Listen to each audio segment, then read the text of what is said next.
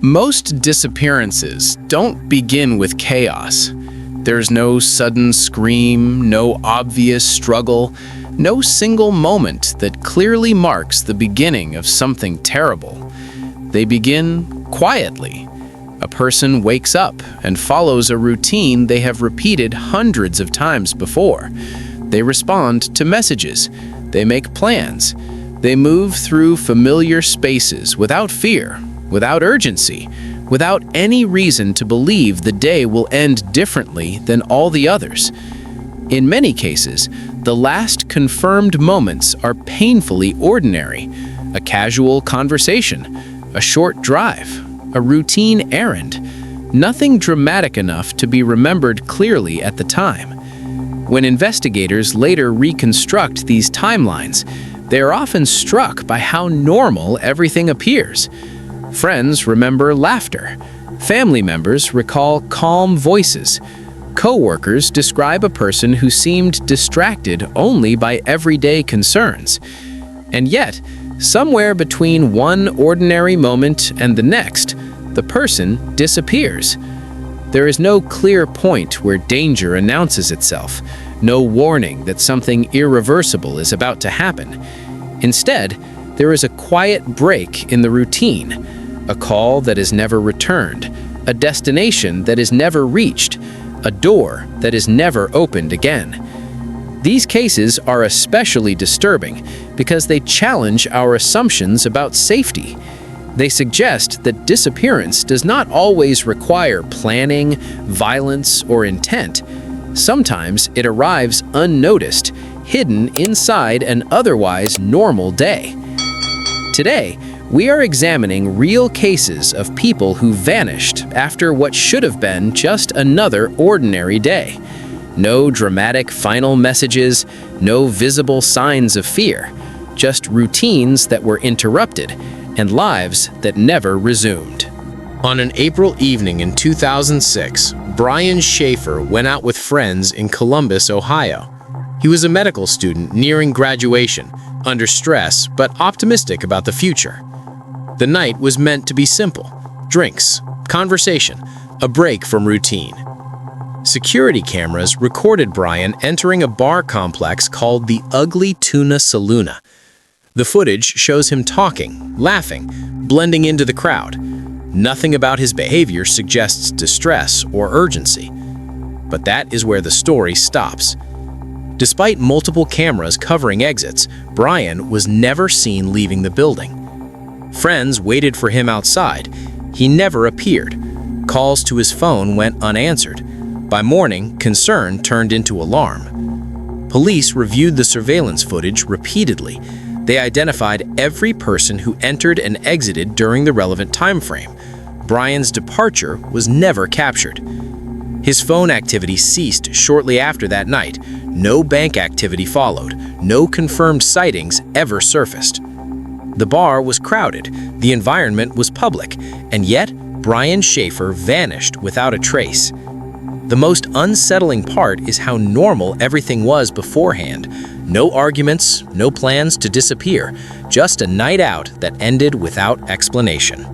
Jennifer Kessie disappeared in January 2006 in Orlando, Florida. She was 24 years old, successful, and meticulous about her daily habits. She spoke to her parents regularly, often daily. She followed predictable routines. When she didn't show up for work one morning, coworkers immediately sensed something was wrong. Jennifer's apartment showed no signs of struggle. Her belongings were intact. Her bed appeared slept in. Everything suggested she had left as usual. Days later, her car was found parked at a nearby apartment complex.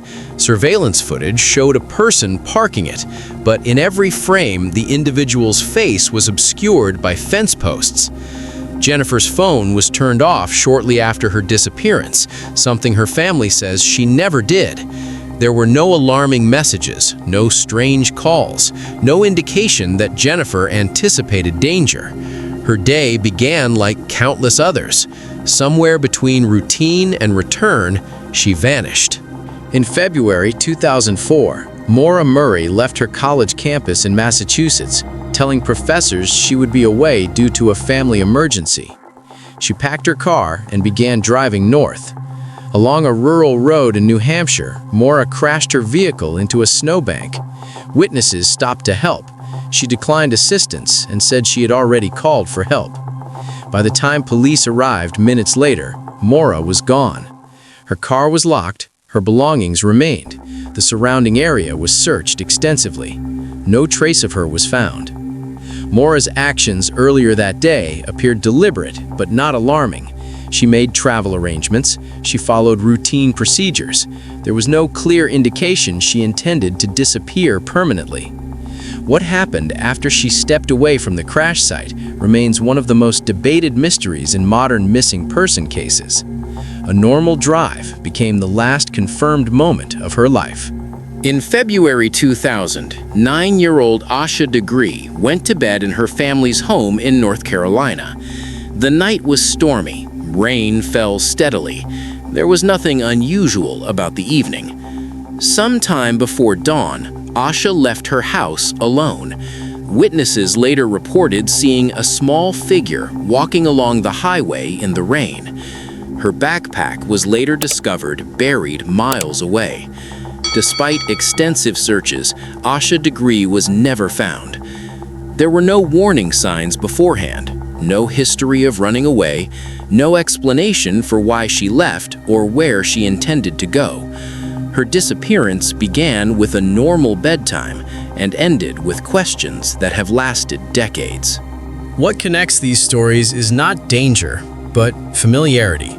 Each person was moving through a day that felt predictable. Their actions followed patterns that had never led to harm before. That is what makes these cases so unsettling. They force us to confront the idea that routine does not guarantee safety, and that disappearance does not always come with warning signs we can recognize in time. Families are left revisiting ordinary moments, wondering which detail mattered most. Investigators are left with timelines that end abruptly, offering no clear transition from normal life to absence. These mysteries remain unresolved, not because no one cared, but because the moment of disappearance was so quiet, so unremarkable, that it left little behind. If stories like these linger in your thoughts, this channel exists to explore real cases that resist explanation, not to sensationalize them, but to understand what remains unanswered. Subscribe to continue exploring true unsolved mysteries, unexplained disappearances, and stories where ordinary days ended without explanation. And tell us in the comments, which of these normal days turning into a mystery stayed with you the longest, and why?